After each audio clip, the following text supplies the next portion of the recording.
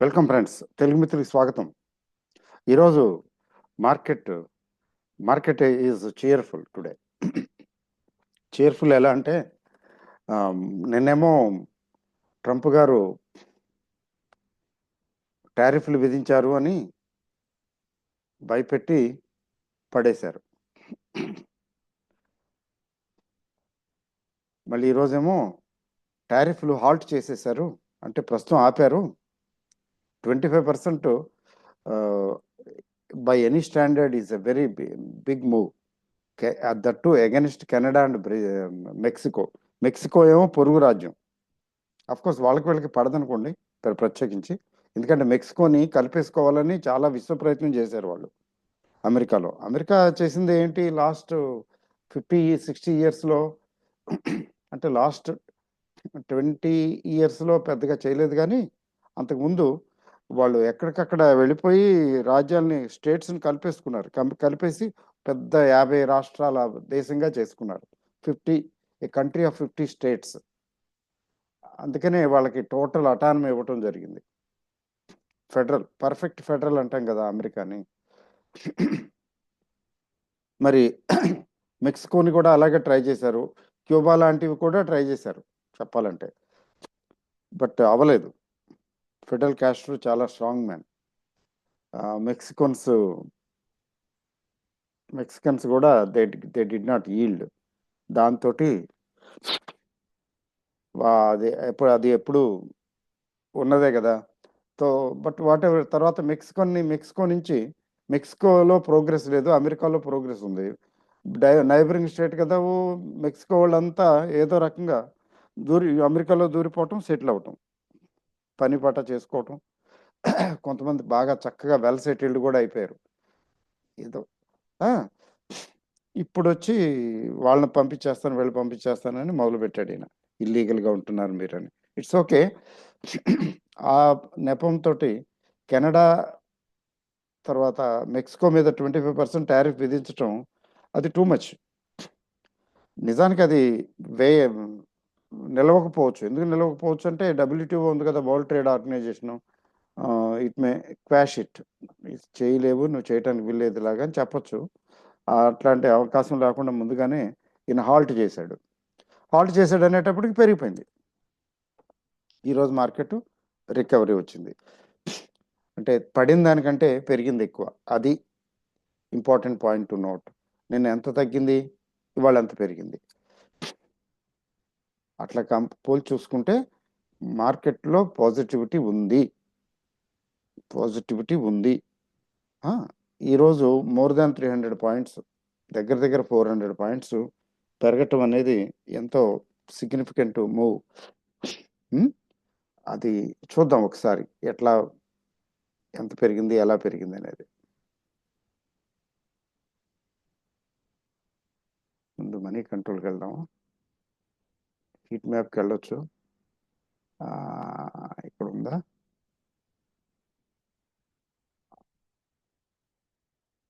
Money కంట్రోల్కి వెళ్దాం. వీళ్ళు advertisements ఒకటి విసిగిస్తారు, అది ఒకటే బాధ. చూడండి, నిఫ్టీ 378 పాయింట్లు ఎలా పెరిగిందో చూడండి. You can say this is a trend day. 378 పాయింట్లు అంటే దగ్గర 400 పాయింట్లు, 1.62%. బ్యాంక్ నిఫ్టీ కూడా ఈక్వల్గానే పెరిగింది, ఏం తగ్గల. 800 పాయింట్లు పైగా బ్యాంక్ నిఫ్టీ రికవర్ అయింది. నిఫ్టీ ఏమో 400 పాయింట్లు,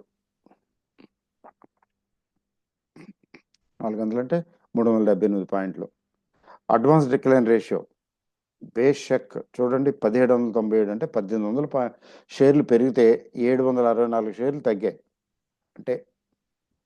అంటే ఒకటి 1:3 కాదు, కానీ అట్లీస్ట్ 1:2.5.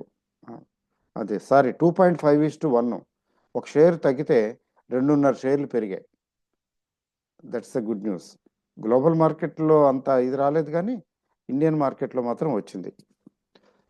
దీనికి చేయూతనిచ్చింది అంటే ఈ పెరగటానికి దోహదం చేసినవి ఏంటంటే HDFC bank, Reliance, Larson and Toubro, of course Bajaj finance, ICICI bank ఇవి ఉన్నాయనుకోండి. టీసీఎస్ కూడా కొంచెం పాజిటివ్గానే క్లోజ్ అయింది. But never the less major contribution ఏంటంటే హెచ్డిఎఫ్సి బ్యాంకు, రిలయన్స్ పెద్దవి కదా ఇవి. వీటి వల్ల మంచి ఇది వచ్చింది, ఊతం వచ్చింది మార్కెట్కి. మరి ఇన్సిడెంటల్గా వచ్చిందేమో చూద్దాం ఇందులో. మరి ఎఫ్ఐఎస్ అమ్మటమే కదా, ఇంకా రాలేదు, ఏం పర్వాలేదులేండి, రాకపోతే వచ్చిన ఇబ్బంది ఏం లేదు. నో హీట్ మ్యాప్ చూద్దాం ఒకసారి, ఏమేమి పెరిగాయి, ఎంత పెరిగాయి, just for idea. Worst hit ఏంటి, బాగా తగ్గింది ఏంటంటే ట్రెంట్. ఏంటంటే రేపు ఎల్లుండి అనుకుంటా రిజల్ట్ ఉంది, 6.27%. ట్రెంట్ బాగా తగ్గింది. నెక్స్ట్ ఐటీసీ హోటల్స్ ఒకటి తగ్గింది బాగా, మిగిలినవన్నీ కూడా తక్కువే. ఇది మిగిలినవన్నీ కూడా 0.67%, 1% పైన తగ్గినవి రెండు, హీరో మోటో కార్ప్ ఒకటి, బ్రిటానియా ఒకటి. మిగిలినవన్నీ కూడా లెస్ దాన్ 1% తగ్గినా కానీ నాకే బరాబర్. చూడండి, 1, 2, 3, 4, 5, 6, 7, 8, 9, 10, 11 షేర్లలో 2 తగ్గింది. మిగతా 9 షేర్లు ఇన్సిగ్నిఫికెంట్, చాలా తక్కువ తగ్గాయి. పెరిగినవి మాత్రం మరి మిగిలిన 39, 40 షేర్లు పెరిగినాయి కదా, సిప్లాతో సహా అన్ని 2%, 3%. ONGC, BPCL, Tata Motors, Shriram Finance, LNT దగ్గర 5%, BEL, Adani Ports, IndusInd Bank, UltraTech Cement, ఇవన్నీ కూడా.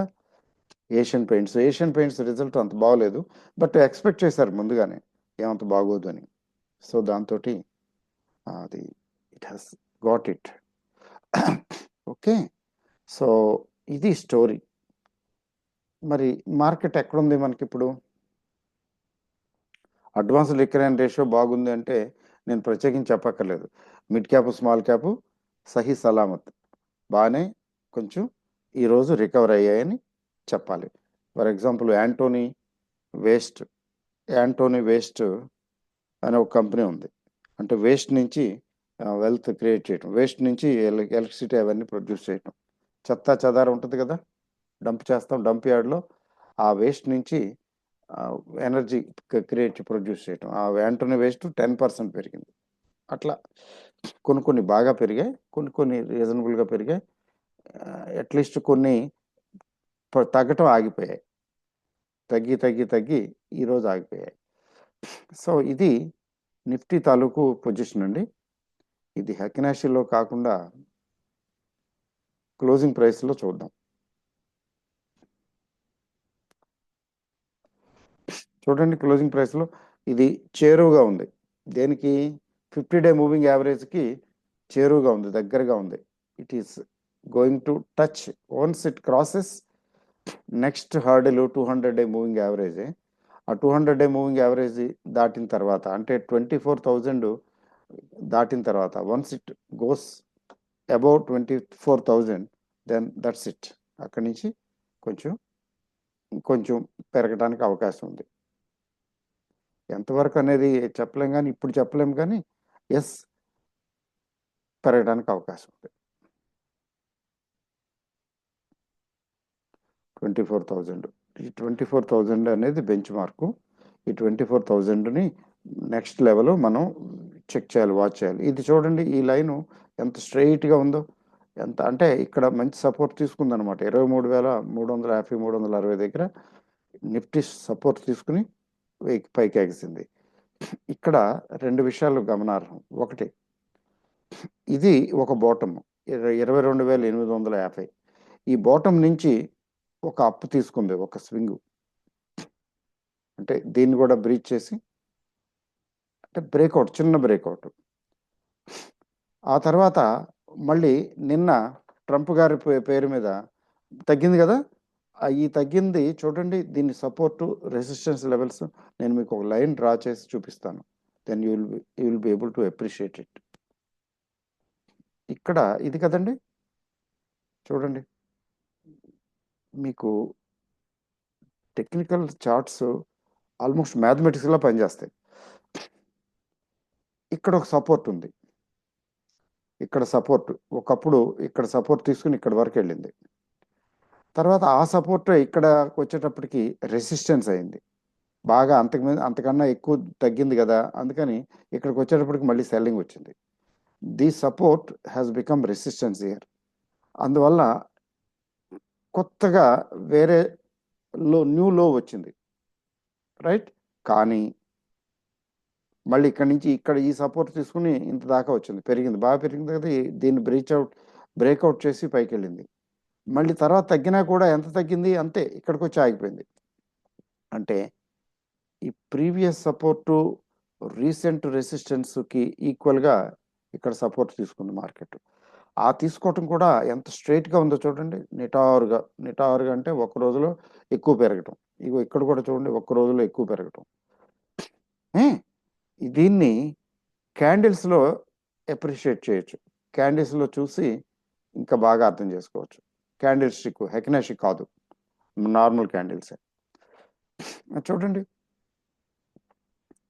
ఎంత డిస్టర్బెన్స్. ఇక్కడ నుంచి లేటెస్ట్ ఏంటంటే ఇంతకుముందు తగ్గింది, అది వేరే సంగతి. Latest 24,800 latest high. ఆ హై నుంచి అక్కడ నిలబడక తగ్గి ఇక్కడికి వచ్చింది, 22,800కి వచ్చింది. ఎంత దారుణమో చూడండి. ఈ ప్రయాణంలో అన్ని రెడ్లే చూసారా, రెడ్. ఈ ఒక్క వైట్ క్యాండిల్ తప్ప రెడ్ క్యాండిల్స్ అన్ని రెడ్ క్యాండిల్స్ తోటి ఇక్కడికి దిగింది. అయితే ఈ వైట్ క్యాండిల్ ఒక్కటి వచ్చినా నిలబడలేకపోవడానికి కారణం ఏంటంటే ఆ తర్వాత రెడ్ క్యాండిల్స్ వచ్చినాయి, పైగా ఇది చాలా పెద్ద రెడ్ క్యాండిల్ వచ్చింది. ఫినిష్. ఆ వైట్ క్యాండిల్ తాలూకు ఇంపాక్ట్ పోయింది. అంటే ఇది దాటి పైకి వెళ్ళుంటే క్రాస్ అయి పైకి వెళితే అక్కడి నుంచి బులిష్ అయి ఉండేది. కానీ yes, man proposes, God disposes. అక్కడి నుంచి కిందకి బాగా వచ్చింది. ఎక్కడ 24,100 నుంచి 22,300 400, అంటే ఆల్మోస్ట్ 900 పాయింట్లు. ఓకే. కానీ ఇక్కడ ట్రెండ్ మళ్ళీ మారిపోయింది. చూడండి, ఇక్కడ ఒక డోజీ వచ్చింది, మంచి డోజీ. ఈ గ్యాప్ డౌన్ రావటమే కాకుండా కింద క్లోజ్ అయింది రెడ్లో. ఆ తరుణంలో ఒక డోజీ వచ్చింది. ఈ డోజీ తర్వాత సీన్ మారిపోయింది. ఒక వైటు, 2 వైట్లు, 3 వైట్లు, వరుసనే 3 వైట్లు, వైట్ సోల్జర్స్ అంటారు. వరుసనే 3 వైట్లు, ఆ తర్వాత చిన్న డోజీ, గ్యాప్ డౌను. ఈ గ్యాప్ డౌన్ అనేది అబరేషను, ఒక రకంగా చెప్పాలంటే ఎక్సెప్షను. ఈ ట్రెండ్ని డిస్టర్బ్ చేసింది ఇది. But that has been corrected now. ఇప్పుడు ఏమైంది, గ్యాప్ అప్. చూడండి, ఇక్కడ ఓపెన్ అయింది, ఓపెన్ అవటమే పైన ఓపెన్ అయింది. అఫ్ కోర్స్ అక్కడ నిలవక కొంచెం కిందకి కూడా వచ్చింది అనుకోండి, ఇక్కడ వరకు వచ్చింది. కానీ స్టిల్ గ్యాప్ అప్పే. అంటే ప్రీవియస్ క్లోజ్తో పోలిస్తే ఇది పైనే ఉంది. ప్రీవియస్ క్లోజ్ ఎంత అండి, 23,300 చిల్లర, ఇక్కడ 23,400 చిల్లర, అంటే గ్యాప్ అప్పే. Despite that it is a gap up. ఈ గ్యాప్ అప్ ఫైనల్గా 23,744. అంటే ఈ ఎక్సెప్షను, ఈ అబరేషన్, ఈ ఎక్సెప్షన్ తీసేస్తే ఇక్కడ నుంచి ఇక్కడ వరకు వైట్ క్యాండిల్సే కదా. అఫ్కోర్స్ ఇది కూడా వైటే కానీ, బట్ దిస్ ఈజ్ డోజీ. ఈ రెండు డోజీలు మినహాయిస్తే వైట్ అన్ని వైట్లే. ఈసారి వచ్చిన వైట్ కొద్ది పెద్ద వైట్ అంటే పెద్దదిగా కనిపించడం లేదు కానీ పెద్దదే. ఎందుకు కనిపించడం లేదండి అంటే, ప్రీవియస్ క్లోజ్ 23,000, అంటే ప్రీవియస్ క్లోజ్ 23,400 అనుకుందాం, 390, పోనీ 23,400 అనుకుందాం. 23,400 ప్రీవియస్ క్లోజ్ అయితే ఇవాళ క్లోజు 23,750, దగ్గర 23,750. అంటే ఎంత తేడా వచ్చిందండి, ఇది 400, 750 అంటే 350. అంటే లెక్కకి యాజ్ ఎ హోల్ 378 పాయింట్లు అనుకుంటే, పోనీ 350 అనుకుందాం. ఇది 350, కానీ క్యాండిల్ ఏమో 200 సూచిస్తుంది. ఎందుకని, ఇక్కడి నుంచి లెక్కేసుకుంటే మాత్రం 378. ఇక్కడి నుంచి లెక్కేసుకుంటే ఓన్లీ 250. కాబట్టి candle body of the candle 250 పాయింట్సే, బట్ గ్యాప్ అప్ అవటం వలన టోటల్గా ఎంత గెయిన్ అంటే 370 పాయింట్లు చిల్లర గెయిన్. అంటే దిస్ క్యాండిల్ ఈజ్ ఇక్కడి నుంచి తీసుకున్నట్లయితే ఇక్కడ వరకు this candle is as big as this candle. ఇక్కడ ఈ క్యాండిల్ అంత పెద్దది ఇది కూడా, కాకపోతే అది గ్యాప్ అప్లో పోయింది. ఇది అలా కాదు కదా, గ్యాప్ అప్ కాకుండా దిగునే ఓపెన్ అయ్యి పైకి వెళ్ళింది, ఇది పైన ఓపెన్ అయ్యి పైకి వెళ్ళింది, అది difference. Otherwise this is a big candle, this should be measured as a big candle. So big candle ఎప్పుడు కూడా దేనికి సంకేతం అంటే, వైట్ అయితే బుల్లిష్ సంకేతం, రెడ్ అయితే బేరిష్ సంకేతం. కానీ ఇక్కడ వైట్ క్యాండిల్ కాబట్టి బుల్లిష్ సంకేతమే. అయితే ఇది దిస్ హ్యాజ్ హార్డిల్, ఇక్కడ గట్టి హార్డిలే ఉంది. ఏంటి హార్డిల్ అంటే 50-డే మూవింగ్ యావరేజ్.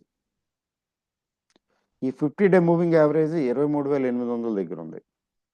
జస్ట్ ట్యాడ్ అవే, అంటే ఒక 70-80 పాయింట్లు, 60-70 పాయింట్లు పైన ఉంది. ఇది ఈ మైల్ స్టోన్ ఇది దాటాలి, ఇది క్రాస్ చేయాలి, ఇది క్రాస్ చేసి పైకి వెళ్ళాలి. This is test number 1. Test number 2, అసలు టెస్ట్ ఏంటంటే, ఈ క్యాండిల్ ఫామ్ అయింది, దీని లో హై తీసుకుంటే, దీని లో హై తీసుకుందాం. జస్ట్ చూడండి, లెట్ us టేక్ ది లో హై ఆఫ్ దిస్ క్యాండిల్. దీని లో ఎంతండి, ఇక్కడ ఉంది విక్తో కలిపి. ఇది జనరల్ క్యాండిల్ కదా నేను తీసుకున్నది. 23,400, రైట్. ఒక 5 పాయింట్లు ఏముంది కానీ 23,400 ఈ క్యాండిల్ అండి లో. హై ఎంత ఉందండి, హై చూడండి 23,750 దాకా ఉంది, 740 దాకా ఉంది కదా, రైట్. 23,740 అనుకుందాం, 40-45. ఈ 2 ప్యారలల్ లైన్స్ మధ్యన ఈ వైట్ క్యాండిల్ ఫామ్ అయింది. నెక్స్ట్ టెస్ట్ ఏంటంటే, అసలైన టెస్ట్, బిగ్ టెస్ట్,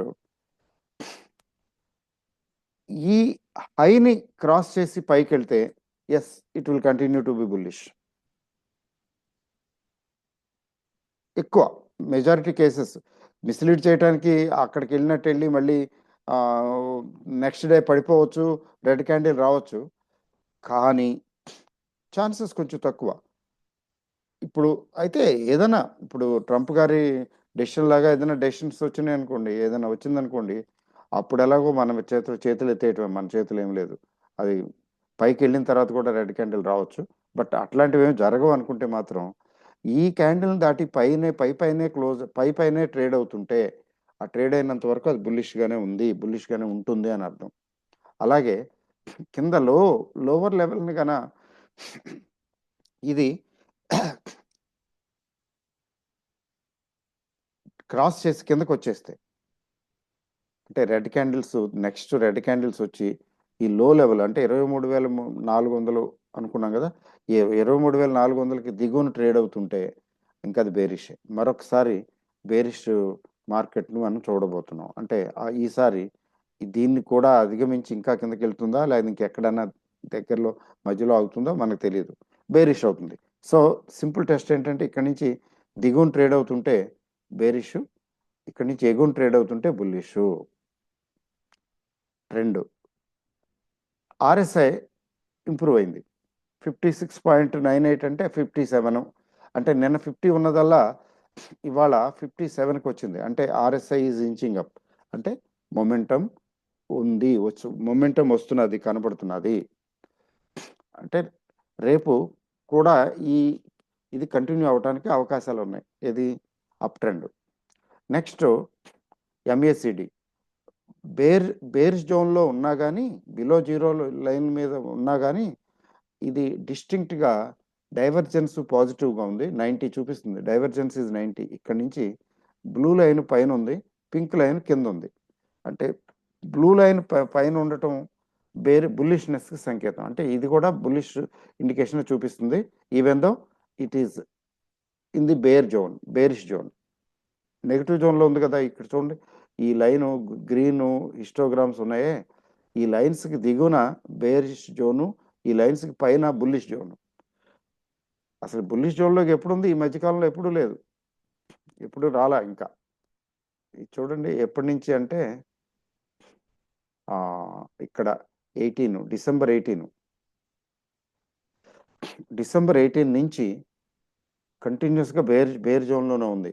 ఈ డిసెంబరు సెకండ్ వీక్లో, సెకండ్ అండ్ థర్డ్ వీక్ కొద్దిగా వచ్చింది, అందుకుని మళ్ళీ ఇక్కడి నుంచి దిగిపోయింది డీవియేషన్. ఇది అయిపోయింది కదా. నెక్స్ట్ చూడండి ఏడిఎక్స్లో ఫస్ట్ టైము పాజిటివ్ ఏడిఎక్స్ 26.91 అంటే 27, 26 మినిమం ఉండాలండి. ఇది న్యూట్రల్ అనుకోండి, 26 అనేది పెద్ద బుల్లిష్ కాదు. అంటే ఇక్కడి నుంచి పైకి వెళితే పెరిగితే అది బుల్లిష్. అంటే ఇంతకుముందు బిలో 26 ఉండేది, అంటే బేరిష్, న్యూట్రల్ టు బేరిష్ ఆ జోన్లో చాలా ఇప్పుడు బుల్లిష్ జోన్లోకి, న్యూట్రల్ టు బుల్లిష్ జోన్లోకి వచ్చింది. Good news. తర్వాత నెగిటివ్ డైరెక్షనల్ ఇండెక్స్ 21.97 అంటే 22, అంటే ఇది తగ్గింది. ఇది తగ్గటం వల్ల ఏంటంటే రెడ్ లైన్ కిందకిను, బ్లూ లైన్, గ్రీన్ లైన్ పైకి వెళుతున్నాయి. ఇక్కడ ఖండన బిందువు దగ్గర నుంచి పైకి వెళ్ళింది అది గ్రీన్ లైను, రెడ్ లైన్ కిందకు వచ్చింది. అంటే ఏంటి? ఇక్కడ బుల్లిష్నెస్ స్టార్ట్ అయింది. తర్వాత ఏడిఎక్స్ ఇది డిఐ పాజిటివ్ డైరెక్షనల్ ఇండెక్స్ అది 30.7 ఉంది. అంటే 30.7 అంటే 31 ఉంది. సో ఏడిఎక్స్ ఏమో న్యూట్రల్గా ఉంది, న్యూట్రల్ టు పాజిటివ్. ఇది డైరెక్షనల్ ఇండెక్స్ మాత్రం, పాజిటివ్ డైరెక్షనల్ ఇండెక్స్ మాత్రం 30 వచ్చింది, 31. అబౌట్ 25, 26 పాజిటివే. అంటే అట్లా తీసుకున్నట్లయితే స్ట్రెంగ్త్, ఇది కేవలం స్ట్రెంగ్త్ని సూచిస్తుంది. స్ట్రెంగ్త్ కూడా ఉంది, కొద్దిగా ఉంది, లైట్గా స్ట్రెంగ్త్ ఉంది. RSI positive, MACD positive. ఇక్కడ క్యాండిల్ స్టిక్ ప్యాటర్న్ తాలూకు థియరీ ప్రకారం కూడా పెద్ద క్యాండిల్ వచ్చింది కాబట్టి for the time being it is positive. And same is the case with bank Nifty. బాగుంది కదండి. మరి షేర్లు డిస్కస్ చేస్తే బాగుంటుంది, టెక్నికల్స్ కేవలం డిస్కస్ చేస్తే ఏముందని ఎవరో ఒక ఆయన అన్నాడు. అండ్ ఈ సజెషన్ ఈజ్ వెల్ టేకెన్. నా బాధ ఏంటంటే నేను షేర్లు డిస్కస్ చేయటం మొదలు పెడితే ఏ షేర్ అయితే డిస్కస్ చేస్తానో ఆ షేర్ని కొని పారేస్తారు, అది వెళ్ళిపోద్ది ఎక్కడికో. ఇప్పుడు చూడండి ఈ లాస్ట్ 3-4 monthsలో ఎక్కడికి వెళ్ళిపోయినాయి? 30%, 40%, 50% కూడా తగ్గిపోయినాయి ఉన్నాయి. నేను షేర్లే డిస్కస్ చేసి ఉండుంటే ఈ పాటికి నీ ఛానల్ నిండా ట్రాల్స్, తర్వాత మీకు లాస్ ఆఫ్ మనీ కూడా కదా. లాస్ అంటే ఏముంది, కొనుక్కుంటారు, 100 రూపాయలు పెట్టి కొనుక్కుంటే 60కో 65కో పడిపోతుంది, కొంచెం బాధే కదా. ఆ బాధని తప్పించడం కోసమే నేను షేర్లు తక్కువ డిస్కస్ చేస్తాను. అది ఇంకా మార్కెట్లు స్టెబిలైజ్ అయినాయి అనుకోండి, అప్పుడు నేను షేర్లు డిస్కస్ చేస్తే పర్వాలేదు, అప్పుడు కొనుక్కున్నా పెద్ద ఎఫెక్ట్ అవ్వకపోవచ్చు. అవరనేం లేదు, పెద్దగా ఎఫెక్ట్ అవ్వకపోవచ్చు కదండి. కీలు వాత పెట్టమన్నారు, అందుకే కీలు ఎరిగి వాత పెట్టాలి, రైట్, ప్రాపర్ దీని కీలు మీద పెట్టాలి, లేకపోతే అది ఫలితం ఇవ్వదు. సో గుడ్ అండి, వెరీ గుడ్. సో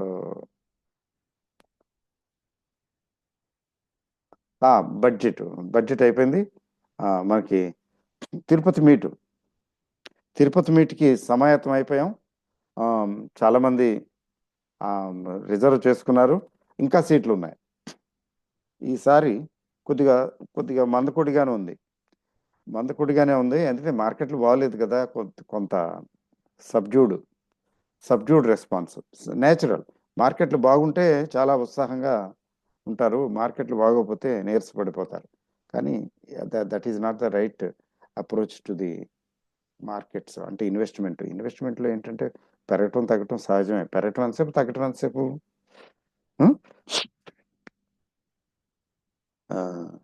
ఇంకా ఉన్నాయి సీట్లు, కావాలనుకున్న వాళ్ళు ఇంకా ట్రై చేయొచ్చు. 7వ తారీఖు, 8వ తారీఖు కదా, 8వ తారీఖు లోగా, అంటే ఇప్పుడు 9, 10, 9న మీటింగు ఇన్వెస్ట్మెంట్కి, 10న మీటింగు ట్రేడింగ్ సంబంధించింది. 2 ఫుల్ డే సెషన్సే విత్ మీల్స్, టీ అన్నీ ఉంటాయి అందులో. డీటెయిల్స్‌కి నేను వీడియో కూడా పెట్టున్నాను. ఇంతకుముందు పెట్టున్నాను కదా! ఆ వీడియో చూస్తే డీటెయిల్స్ అన్నీ ఉంటాయి. అదర్‌వైజ్ 8121648156కి వాట్సాప్ మెసేజ్ పెట్టండి. 8121648156 ఓన్లీ వాట్సాప్. వాట్సాప్ పెట్టండి, డీటెయిల్స్ పంపించడం జరుగుతుంది. Most welcome. ఓకే అండి. So all the best and good night.